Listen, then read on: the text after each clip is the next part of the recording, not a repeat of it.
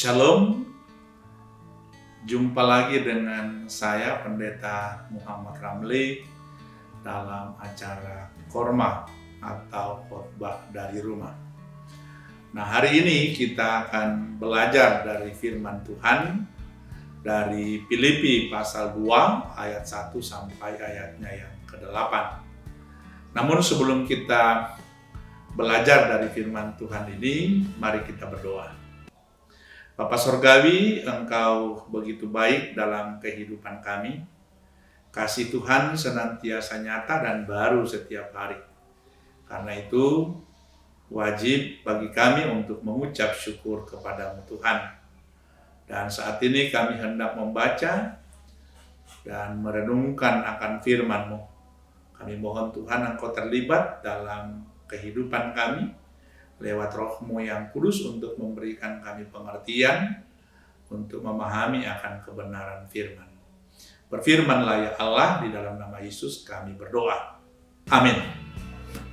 Nah, hari ini kita akan membaca firman Tuhan dari Filipi pasal 2 ayat 1 sampai 8 yang berkata demikian. Nasihat supaya bersatu dan merendahkan diri seperti Kristus. Jadi karena dalam Kristus ada nasihat, ada penghiburan kasih, ada persekutuan roh, ada kasih mesra dan belas kasihan. Karena itu sempurnakanlah sukacitaku dengan ini. Hendaklah kamu sehati sepikir dalam satu kasih, satu jiwa, satu tujuan. Dengan tidak mencari kepentingan sendiri atau puji-pujian yang sia-sia. Sebaliknya, hendaklah dengan rendah hati yang seorang menganggap yang lain lebih utama daripada dirinya sendiri. Dan janganlah tiap-tiap orang hanya memperhatikan kepentingannya sendiri, tetapi kepentingan orang lain juga. Hendaklah kamu dalam hidupmu bersama menaruh pikiran dan perasaan yang terdapat juga dalam Kristus Yesus. Yang walaupun dalam rupa Allah tidak menganggap kesetaraan dengan Allah itu sebagai milik yang harus dipertahankan. Yang walaupun dalam rupa Allah tidak menganggap kesetaraan dengan Allah itu sebagai milik yang harus dipertahankan, melainkan telah mengosongkan dirinya sendiri dan mengambil rupa seorang hamba dan menjadi sama dengan manusia. Dan dalam keadaan sebagai manusia, ia telah merendahkan dirinya dan taat sampai mati, bahkan sampai mati di kayu salib. Nah, saudara-saudara yang dikasihi oleh Tuhan kita Yesus Kristus, sampai sedemikian jauh pembacaan firman Tuhan, dan yang berbahagia adalah kita sekalian yang mendengar dan melakukan firman Tuhan itu dalam kehidupan kita setiap hari. Nah, saudara-saudara, tema kita hari ini adalah memaknai kenaikan Tuhan Yesus ke sorga. Memaknai kenaikan Tuhan Yesus ke sorga. Nah, minggu ini kita masih berada dalam suasana kenaikan Yesus Kristus. Nah, meskipun perayaan kenaikan Yesus Kristus pada tahun ini berbeda dengan perayaan tahun-tahun yang lalu, karena kita merayakannya di rumah masing-masing lewat ibadah di rumah masing-masing. Oleh karena adanya virus corona. Tetapi perayaan di rumah ini tidak mengurangi arti dan makna ibadah kita, perayaan kita akan kenaikan Tuhan kita Yesus Kristus. Nah, saudara-saudara yang dikasihi dan diberkati oleh Tuhan kita Yesus Kristus. Nah, pertanyaannya adalah mengapa kita merayakan hari-hari raya gerejawi, khususnya hari kenaikan Yesus Kristus. Nah, merayakan hari kenaikan Yesus Kristus ke surga adalah salah satu bentuk kesyukuran kita sebagai orang percaya atas karya Allah dalam kehidupan kita. Mengapa? Sebab kenaikan Yesus ke sorga bukanlah kenaikan yang hampa. Bukan kenaikan yang tanpa tujuan. Tetapi kenaikan Yesus ke sorga dalam rangka mempersiapkan tempat bagi setiap orang percaya di dalam Yesus Kristus. Nah, saudara-saudara yang dikasihi oleh Yesus Kristus, karena itu merayakan kenaikan Yesus Kristus ini wajib. Sebab itu adalah bentuk syukur kita atas karya Allah. Nah, dalam Mazmur 47 ayat 6 sampai 7 di sana dikatakan begini. Allah telah naik dengan diiringi sorak-sorai. Ya, Tuhan itu dengan diiringi bunyi sangkakala. Bermasmurlah bagi Allah, bermasmurlah bagi Raja kita. Bermasmurlah. Nah, saudara-saudara, dari ayat ini dapat kita melihat bahwa pemazmur mengajak kepada seluruh umat Kristen, kepada seluruh orang percaya untuk senantiasa menyembah Allah dalam rasa syukur. Sebab Allah itu adalah, bersyukur itu adalah suatu kewajiban bagi orang percaya. Nah, saudara-saudara, Rasul Paulus dalam suratnya kepada jemaat di Filipi itu menekankan agar mereka sehati sepikir dalam satu kasih, satu jiwa, dan satu tujuan. Ayatnya yang ketiga dalam pembacaan firman Tuhan tadi dari Filipi 2 ayat 1 sampai 8. Nah, dalam memaknai perayaan hari kenaikan Yesus Kristus ke sorga, maka hidup sehati sepikir dalam satu kasih, satu jiwa, satu tujuan merupakan implementasi dari pengucapan syukur atas karya Allah.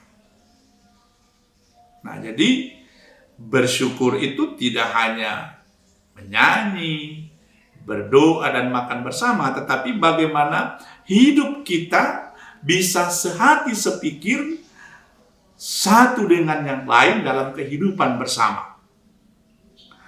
Nah, saudara-saudara, Rasul Paulus menasihatkan jemaat di Filipi agar dapat bersatu hati dan merendahkan diri seperti Kristus sendiri.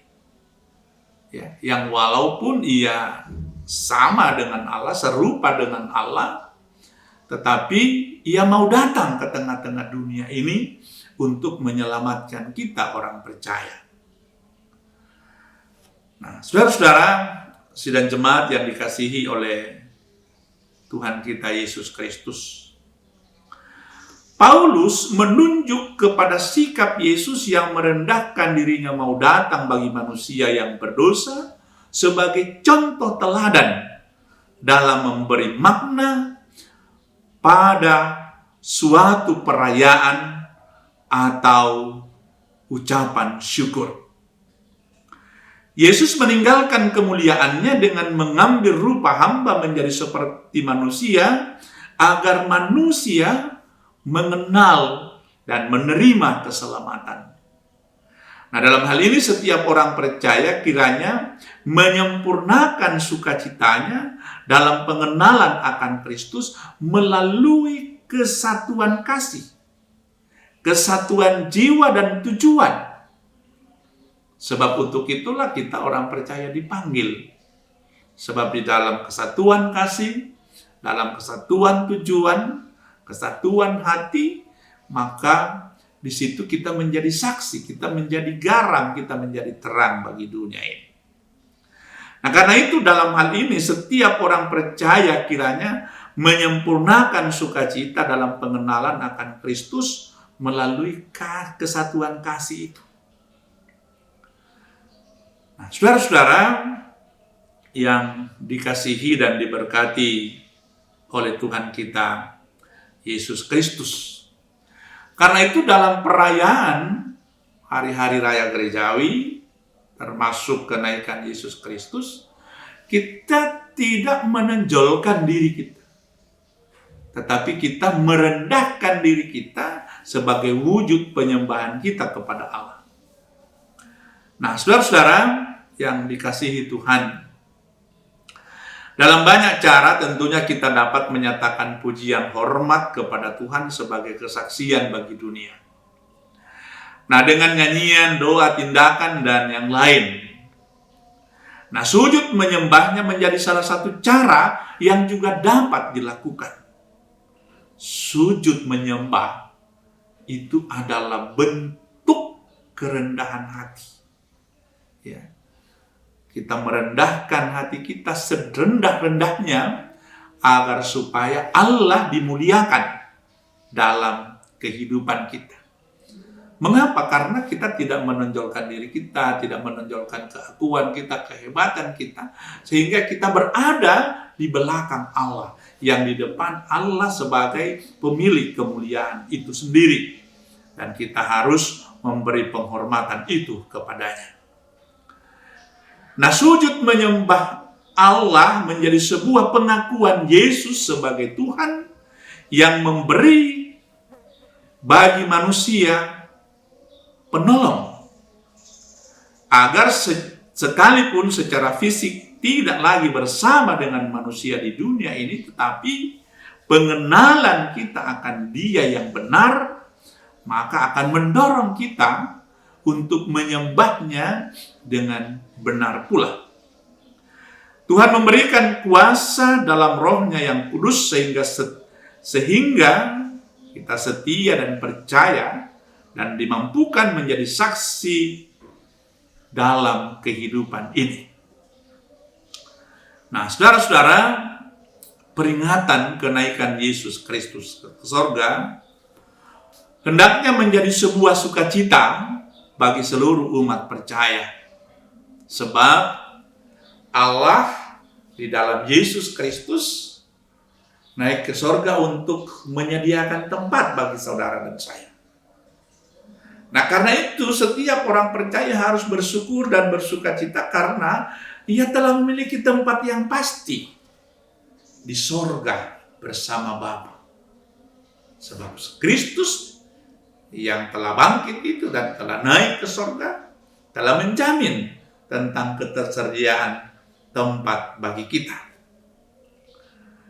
Nah, saudara-saudara yang dikasihi oleh Tuhan kita Yesus Kristus, karena itu Yesus telah menjadi Tuhan yang membuka jalan dan memberi keselamatan. Apa yang dapat kita lakukan sebagai tanda sukacita yang besar? Tentunya dengan sujud menyembah dalam roh dan kebenaran. Ya. Nyatakan iman dalam tindakan yang didasari pengenalan akan Tuhan yang benar.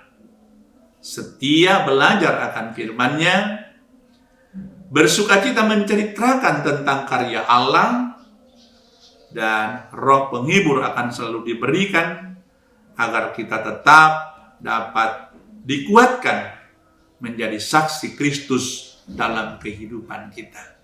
Tuhan Yesus memberkati. Amin. Nah, saudara-saudara, sampai di sini kita belajar firman Tuhan.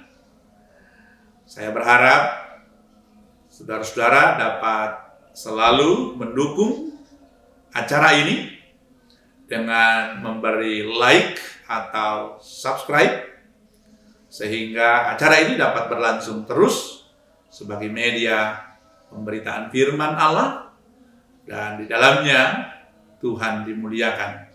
Shalom, sampai jumpa di Korma berikutnya.